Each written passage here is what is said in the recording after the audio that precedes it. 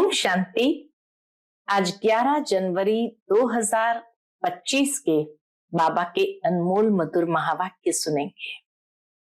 आज की मुरली में बाबा कहे, याद अग्नि है, जिस अग्नि में पाप जल जाते हैं और आत्मा सतो प्रधान बनती है। सतो प्रधान माना ही पुण्य आत्मा, तमो प्रधान माना ही पापात्मा। बाबा कहे, जब तुम पुण्य आत्मा बनते हो तो तुम्हें इस बात का बहुत ध्यान रखना है कि तुम्हारी एक एक पाई पुण्य के कार्य में सफल हो। तुम्हारी लेन देन पाप आत्माओं के साथ नहीं होनी चाहिए, क्योंकि बाबा कर्म की गुह्य गति समझाते हैं कि मान लो तुमने किसी पाप आत्मा को दान किया और उसने जाकर शराब पिया, गलत कार्य किया, तो उसका पाप स्वयं पर भी चढ़ जाता है। इसलिए बाबा कहे, तुम्हें बहुत सावधानी से अपने धन को यूज करना है। कोई पाप आत्मा से लेन देन नहीं करनी है। तो सुनते हैं आज के बाबा के अनमोल मधुर महावाक्य। ओम शांति। मीठे बच्चे, योग अग्नि के समान है जिसमें तुम्हारे पाप जल जाते हैं। आत्मा सतो प्रधान बन जाती है, इसलिए एक बाप की याद में योग में रहो। आज की मुरली से प्रश्न है, पुण्य आत्मा बनने वाले बच्चों को किस बात पर बहुत बहुत ध्यान रखना है? उत्तर, पैसा दान किसे देना है, इस बात पर पूरा ध्यान रखना है। अगर किसको पैसा दिया और उसने जाकर शराब आदि पिया, बुरे कर्म किए, तो उसका पाप तुम्हारे ऊपर आ जाएगा। तुम्हें पाप आत्माओं से अब लेन देन नहीं करनी है। यहां तो तुम्हें पुण्य आत्मा बनना है। आज की मुरली से पहले गीत बजा है, न वह हमसे जुदा होंगे, न उल्फत दिल से निकलेगी। ओम शांति। इसको कहा जाता है याद की आग। न वह हमसे जुदा होंगे, न उल्फत दिल से निकलेगी। बाबा कहे, इसी को कहा जाता है याद की आग। योग अग्नि माना याद की आग। आग अक्षर क्यों कहा है? क्योंकि इसमें पाप जल जाते हैं। यह सिर्फ तुम बच्चे ही जानते हो कैसे हम तमो प्रधान से सतो प्रधान बनते हैं। सतो प्रधान का अर्थ ही है पुण्य आत्मा और तमो प्रधान का अर्थ ही है पाप आत्मा। कहा भी जाता है ये बहुत पुण्यात्मा है, ये पाप आत्मा है। इससे सिद्ध होता है आत्मा ही सतो प्रधान बनती है, फिर पुनर्जन्म लेते लेते तमो प्रधान बनती है। इसलिए इनको पाप आत्मा कहा जाता है। तमो प्रधान बनने से ही पाप आत्मा कहा जाता है। पतित पावन बाप को भी इसीलिए याद करते हैं कि आकर पावन आत्मा बनाओ। पतित आत्मा किसने बनाया, ये किसको भी पता नहीं। तुम जानते हो, जब पावन आत्मा थे तो उनको राम राज्य कहा जाता है। बाबा कहे, जब पावन स्वरूप में थे तो उनको राम राज्य कहा जाता था। अब पतित आत्माएं हैं, इसलिए इनको रावण राज्य कहा जाता है। भारत ही पावन, भारत ही पतित बनता है। बाप ही आकर भारत को पावन बनाते हैं। बाकी सब आत्माएं पावन बन शांति धाम में चली जाती है। अभी है दुख धाम। इतनी सहज बात भी बुद्धि में बैठती नहीं है। जब दिल से समझे तब सच्चा ब्राह्मण बने। ब्राह्मण बनने बिगर बाप से वर्षा मिल न सके। अब यह है संगम युग का यज्ञ। बाबा कहे यह है संगम युग का यज्ञ। यज्ञ के लिए तो ब्राह्मण जरूर चाहिए। अभी तुम ब्राह्मण बने हो, जानते हो मृत्यु लोक का यह अंतिम यज्ञ है। मृत्यु लोक में ही यज्ञ होते हैं, अमर लोक में यज्ञ होते नहीं। सतयुग त्रेता में कोई यज्ञ की आवश्यकता नहीं। मृत्यु लोक यानी द्वापर कलयुग में ही यज्ञ होते हैं। भक्तों की बुद्धि में ये बातें बैठ न सके। भक्ति बिल्कुल अलग है, ज्ञान अलग है। मनुष्य फिर वेदों शास्त्रों को ही ज्ञान समझ लेते हैं। अगर उनमें ज्ञान होता तो फिर मनुष्य वापस चले जाते, परंतु ड्रामा अनुसार वापस कोई भी जाता नहीं। बाबा ने समझाया है, पहले नंबर को ही सतो रजो तमो में आना है, तो दूसरे फिर सिर्फ सतो का पाठ बजाए वापस कैसे जा सकते हैं।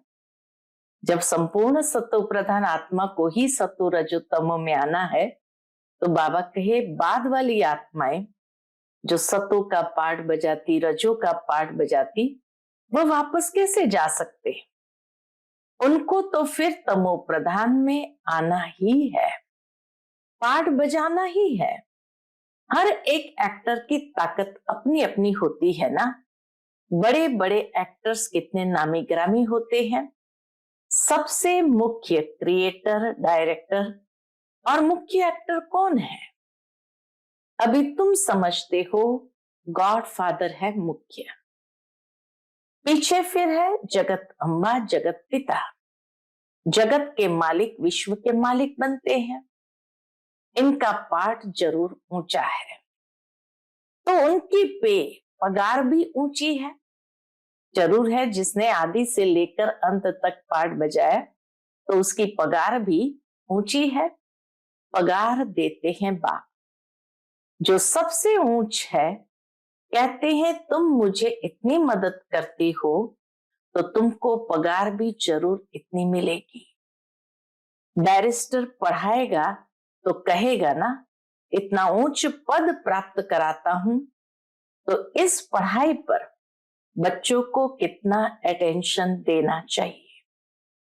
गृहस्थ में भी रहना है, कर्म योग संन्यास है ना। कर्म योगी भी है और बेहद के सन्यासी भी है। इसलिए बाबा कहे गृहस्थ में भी रहना है, कर्म योग संन्यास है ना। गृहस्थ व्यवहार में रहते, सब कुछ करते हुए बाप से वर्षा पाने का पुरुषार्थ कर सकते हैं। गृहस्थ व्यवहार में रहते, सब कुछ करते हुए बाप से वर्षा पाने का पुरुषार्थ कर सकते हैं। इसमें कोई तकलीफ नहीं है। काम काज करते शिव बाबा की याद में रहना है। नॉलेज तो बड़ी सहज है, गाते भी है, हे पतित पावन आओ, आकर हमको पावन बनाओ। पावन दुनिया में तो राजधानी है, तो बाप उस राजधानी का भी लायक बनाते हैं। इस ज्ञान की मुख्य दो सब्जेक्ट है। कौन सी? इस ज्ञान मार्ग की मुख्य दो सब्जेक्ट अलफ और बे। स्वदर्शन चक्रधारी बनो और बाप को याद करो। अलफ माना परमात्मा को याद करो, बे माना बादशाही यानी स्वदर्शन चक्रधारी बनो, तो तुम एवर हेल्दी और वेल्दी बनेंगे। बाप कहते मुझे वहां याद करो। कहां? घर में याद करो। घर को भी याद करो। मुझे याद करने से तुम घर चले जाएंगे। स्वदर्शन चक्रधारी बनने से तुम चक्रवर्ती राजा बनेंगे। ये बुद्धि में अच्छी रीति रहना चाहिए। इस समय तो सब तमो प्रधान है। सुखधाम में सुख, शांति, संपत्ति सब मिलता है, वहां एक धर्म होता है। अभी तो देखो घर घर में अशांति है। स्टूडेंट लोग देखो कितना हंगामा करते हैं, अपना न्यू ब्लड दिखाते हैं। यह है तमो प्रधान दुनिया। सतयुग है, नई दुनिया बाप संगम पर ही आया हुआ है। महाभारत लड़ाई भी संगम की ही है। अभी यह दुनिया बदलनी है। बाप भी कहते हैं मैं नई दुनिया की स्थापना करने संगम पर आता हूं। इनको ही पुरुषोत्तम संगम युग कहते हैं। पुरुषोत्तम मास, पुरुषोत्तम संवत भी मनाते हैं, परंतु ये पुरुषोत्तम संगम का किसको भी पता नहीं है। पुरुषोत्तम मास होगा, पुरुषोत्तम संवत होगा, परंतु बाबा कहिए पुरुषोत्तम संगम का किसको भी पता नहीं है। संगम पर ही बाप आकर तुमको हीरे जैसा बनाते हैं। फिर इसमें भी नंबरवार तो होते ही है। हीरे जैसा राजा बन जाते हैं, बाकी सोने जैसी प्रजा बन जाती है। हीरे जैसा राजा और सोने जैसी प्रजा बन जाती है।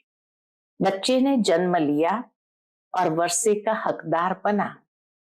अभी तुम पावन दुनिया के हकदार बन जाते हो। फिर उसमें ऊंच पद पाने के लिए पुरुषार्थ करना है। इस समय का तुम्हारा पुरुषार्थ कल्प कल्प का पुरुषार्थ होगा। समझा जाता है ये कल्प कल्प ऐसा ही पुरुषार्थ करेंगे, इनसे जास्ती पुरुषार्थ होगा ही नहीं। कल्प कल्प का पुरुषार्थ है तो बाबा के उससे जास्ती पुरुषार्थ होगा ही नहीं। जन्म जन्मांतर कल्प कल्पांतर ये प्रजा में ही आएंगे। ये शाहूकार प्रजा में दास दासियां बनेंगे। नंबरवार तो होते हैं ना। पढ़ाई के आधार से सब मालूम पड़ जाता है। बाबा झट बता सकते हैं इस हालत में तुम्हारा कल शरीर छूट जाए तो क्या बनेंगे।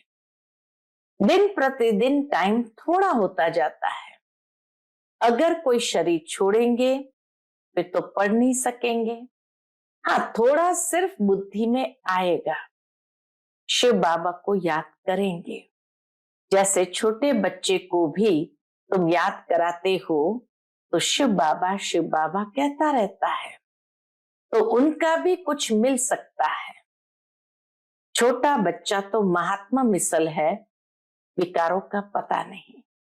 जितना बड़ा होता जाएगा विकारों का असर होता जाएगा। क्रोध होगा, मोह होगा। अभी तुमको तो समझाया जाता है इस दुनिया में इन आंखों से जो कुछ देखते हो उनसे ममत्व मिटा देना है। आत्मा जानती है ये तो सब कब्र दाखिल होने हैं। तमो प्रधान चीजें हैं। मनुष्य मरते हैं तो पुरानी चीजें करनी घोर को दे देते हैं। बाप तो फिर बेहद का करनी घोर है, धोबी भी है। तुमसे लेते क्या है और देते क्या है। बाबा आकर हमसे लेते क्या है और देते क्या है। तुम जो कुछ थोड़ा धन भी देते हो वह तो खत्म होना ही है। फिर भी बाप कहते हैं ये धन रखो अपने पास, सिर्फ इनसे ममत्व मिटा दो। मेरा धन है तो ये मेरेपन का ममत्व मिटा दो। हिसाब किताब बाप को देते रहो, फिर डायरेक्शन मिलते रहेंगे। तुम्हारा ये कखपन जो है यूनिवर्सिटी में और हॉस्पिटल में हेल्थ और वेल्थ के लिए लगा देते हैं। बाबा कहे तुम्हारा ये जो कखपन है कलयुग का, उसको यूनिवर्सिटी और हॉस्पिटल खोलने में लगा दो तो हेल्थ वेल्थ के लिए उसको लगा देते हैं। हॉस्पिटल होती है बीमार के लिए, यूनिवर्सिटी होती है पढ़ाने के लिए। यह तो कॉलेज और हॉस्पिटल दोनों इकट्ठे हैं। इनके लिए तो सिर्फ 3 पैर पृथ्वी के चाहिए। बस जिनके पास और कुछ नहीं है वह सिर्फ 3 पैर जमीन के दे देवे, उसमें क्लास लगा दे। 3 पैर पृथ्वी के वह तो सिर्फ बैठने की जगह हुई ना। आसन 3 पैर का ही होता है। 3 पैर पृथ्वी पर कोई भी आएगा अच्छी रीति समझ कर जाएगा। कोई आया आसन पर बिठाया और बाप का परिचय दिया। बैजेस भी बहुत बनवा रहे हैं सर्विस के लिए। यह है बहुत सिंपल, चित्र भी अच्छे हैं, लिखत भी पूरी है, इनसे तुम्हारी बहुत सर्विस होगी। बैजेस से बाबा कहे तुम्हारी बहुत सर्विस होगी। दिन प्रतिदिन जितनी आफतें आती रहेगी तो मनुष्य को भी वैराग आएगा और बाप को याद करने लग पड़ेंगे। हम आत्मा अविनाशी है, अपने अविनाशी बाप को याद करें। बाप खुद कहते हैं मुझे याद करो तो तुम्हारे जन्म जन्मांतर के पाप उतर जाए। अपने को आत्म समझ और बाप से पूरा लौ रखना है। देह अभिमान में न आओ। हाँ, बाहर का प्यार भल बच्चों आदि से रखो, परंतु आत्मा का सच्चा प्यार रूहानी बाप से हो। उनकी याद से ही विकर्म विनाश होंगे। मित्र संबंधियों बच्चों आदि को देखते हुए भी बुद्धि बाप की याद में लटकी रहे। तुम बच्चे जैसे याद की फांसी पर लटके हुए हो। आत्मा को अपने बाप परमात्मा को ही याद करना है। बुद्धि ऊपर लटकी रहे। बाप का घर भी ऊपर है ना, मूल वतन, सूक्ष्म वतन और यह है स्थूल वतन। अब फिर वापस जाना है। अब तुम्हारी मुसाफरी पूरी हुई है, तुम अब मुसाफरी से लौट रहे हो। बाबा कहे अब ये मुसाफरी पूरी हुई, अब वापस घर लौट रहे हो। तो अपना घर कितना प्यारा लगता है। वह है बेहद का घर। वापस अपने घर जाना है। मनुष्य भक्ति करते हैं घर जाने के लिए, मोक्ष के लिए ही भक्ति करते हैं। तो बाबा कहे मनुष्य भक्ति करते हैं घर जाने के लिए, परंतु ज्ञान पूरा नहीं है तो घर जा नहीं सकते। भगवान पास जाने के लिए अथवा निर्वाण धाम में जाने के लिए कितनी तीर्थ यात्राएं आदि करते हैं, मेहनत करते हैं। सन्यासी लोग सिर्फ शांति का रास्ता ही बताते हैं, सुखधाम को तो जानते ही नहीं। सुखधाम का रास्ता सिर्फ बाप ही बतलाते हैं। पहले जरूर निर्वाण धाम वानप्रस्थ में जाना है, जिसको ब्रह्मांड भी कहते हैं। वह फिर ब्रह्म को ईश्वर समझ बैठे हैं। हम आत्मा बिंदी है, हमारा रहने का स्थान है ब्रह्मांड। तुम्हारी भी पूजा तो होती है ना। अब बिंदी की पूजा क्या करेंगे। जब पूजा करते हैं तो शालिग्राम बनाए, एक एक आत्मा को पूजते हैं, एक एक शालिग्राम को पूजते हैं। बिंदी की पूजा कैसे हो, इसलिए बड़े बड़े बनाते हैं। बाप को भी अपना शरीर तो है नहीं। यह बातें अभी तुम जानते हो, चित्र में भी तुमको बड़ा रूप दिखाना पड़े। बिंदी से कैसे समझेंगे, इसलिए बाबा के चित्र में बड़ा रूप दिखाते हैं। यू बनाना चाहिए स्टार। ऐसे बहुत तिलक भी माताएं लगाती है, तैयार मिलते हैं सफेद। आत्मा भी सफेद होती है ना, स्टार मिसल। यह भी एक निशानी है। भ्रुकुटी के बीच आत्मा रहती है, बाकी अर्थ का किसको भी पता नहीं है। ये बाप समझाते हैं इतनी छोटी आत्मा में कितना ज्ञान है। इतने बॉम्ब्स आदि बनाते रहते हैं, वंडर है। आत्मा में इतना पाठ भरा हुआ है, ये बड़ी गुह्य बातें हैं। छोटी सी आत्मा में इतना गुह्य पाठ भरा हुआ है। इतनी छोटी आत्मा शरीर से कितना काम करती है। आत्मा अविनाशी है, उनका पाठ कभी विनाश नहीं होता है, वह एक्ट बदलती है। अभी बहुत बड़ा झाड़ है, सतयुग में कितना छोटा झाड़ होता है, पुराना तो होता नहीं। मीठे छोटे झाड़ का कलम अभी लग रहा है। तुम पतित बने थे, अब फिर पावन बन रहे हो। छोटी सी आत्मा में कितना पार्ट है। कुदरत यह है, इसको कहते कुदरत। छोटी सी आत्मा में कितना पार्ट है। अविनाशी पार्ट चलता रहता है, ये कभी बंद नहीं होता। अविनाशी चीज है, इसमें अविनाशी पार्ट भरा हुआ है। यह वंडर है ना। बाप समझाते हैं, बच्चे देही अभिमानी बनना है। अपने को आत्म समझ बाप को याद करो। इसमें है मेहनत।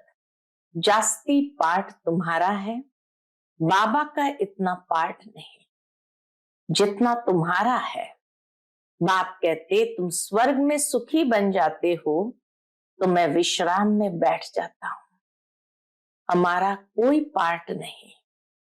इस समय इतनी सर्विस करता हूं ना, ये नॉलेज इतनी वंडरफुल है, तुम्हारे सिवाय जरा भी कोई नहीं जानते हैं। बाप की याद में रहने बिगर धारणा भी नहीं होगी। खान पान आदि का भी फर्क पड़ने से धारणा में फर्क पड़ जाता है। इसमें प्योरिटी बड़ी अच्छी चाहिए। बाप को याद करना बहुत सहज है। बाप को याद करना है और वर्षा पाना है।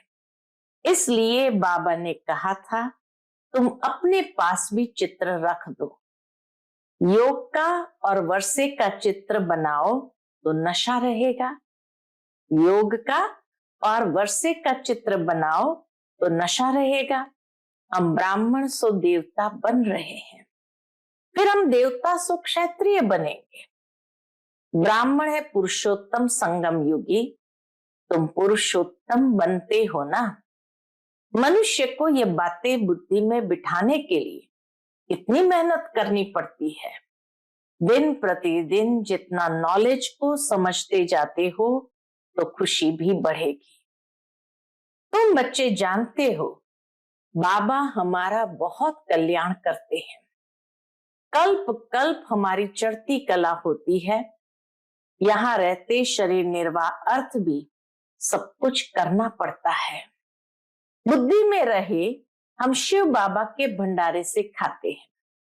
शिव बाबा को याद करते रहेंगे तो काल कंटक सब दूर हो जाएंगे। बाबा को याद करो तो काल कंटक सब दूर हो जाएंगे। फिर ये पुराना शरीर छोड़ चले जाएंगे। बच्चे समझते हैं बाबा कुछ भी लेते नहीं है, वह तो दाता है। बाप कहते हैं हमारी श्रीमत पर चलो। तुम्हें पैसे का दान किसे करना है, इस बात पर पूरा ध्यान देना है। अगर किसको पैसा दिया और उसने जाकर शराब आदि पिया, बुरे काम किए, तो उसका पाप तुम्हारे ऊपर आ जाएगा। ये है कर्म की गुह्य गति जो बाबा समझाते। इसलिए बाबा कहे तुम्हें बहुत खबरदार रहना है कि तुम किसको पैसा देते हो। पाप आत्माओं से लेन देन करते पाप आत्मा बन जाते हैं। कितना फर्क है। पाप आत्मा से ही लेन देन कर पाप आत्मा बन जाती है। यहां तो तुमको पुण्य आत्मा बनना है, इसलिए पाप आत्माओं से लेन देन नहीं करनी है। बाप कहते कोई को भी दुख नहीं देना है, कोई में मोह नहीं रखना है।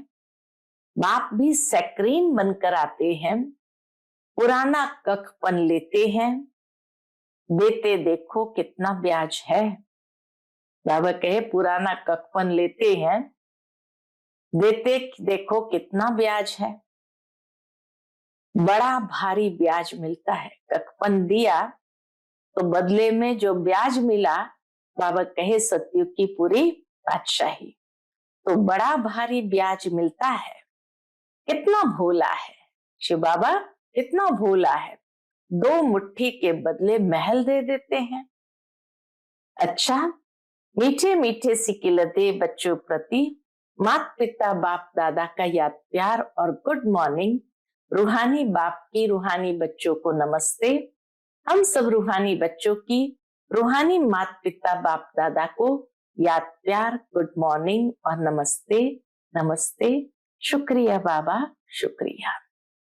आज की मुरली से धारणा के लिए मुख्य सार।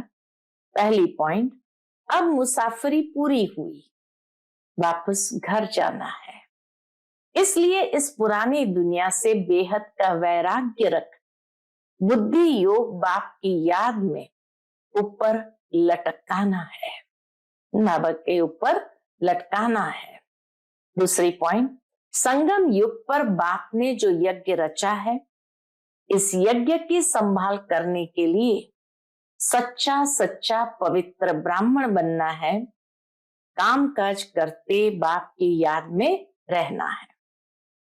आज का बाबा का मधुर वरदान है, आदि रत्न की स्मृति से अपने जीवन का मूल्य जानने वाले सदा समर्थ भव। आदि रत्न की स्मृति से अपने जीवन का मूल्य जानने वाले सदा समर्थ भव। जैसे ब्रह्मा आदि देव है, ऐसे ब्रह्मा कुमार कुमारियां भी आदि रत्न है। आदि देव के बच्चे मास्टर आदि देव है। आदि रत्न समझने से ही अपने जीवन के मूल्य को जान सकेंगे, क्योंकि आदि रत्न अर्थात प्रभु के रत्न, आदि रत्न अर्थात प्रभु के रत्न, ईश्वरीय रत्न, तो कितनी वैल्यू हो गई। इसलिए सदा अपने को आदि देव के बच्चे मास्टर आदि देव आदि रत्न समझकर हर कार्य करो तो समर्थ भव का वरदान मिल जाएगा। कुछ भी व्यर्थ जा नहीं सकता। आज का स्लोगन है, ज्ञानी तू आत्मा वह है जो धोखा खाने से पहले परख कर स्वयं को बचा ले। ज्ञानी तू आत्मा वह है जो धोखा खाने से पहले परख कर स्वयं को बचा ले।